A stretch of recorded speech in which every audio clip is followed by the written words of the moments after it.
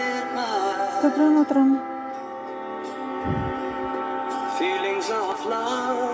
Что едят простые владельцы леса? Простое гранатовое вино, горячее, с корицей. Яйца пашот. Творог, гамбургер, чеснок, орешки. С добрым утром. Хорошего гранатового осеннего утречка.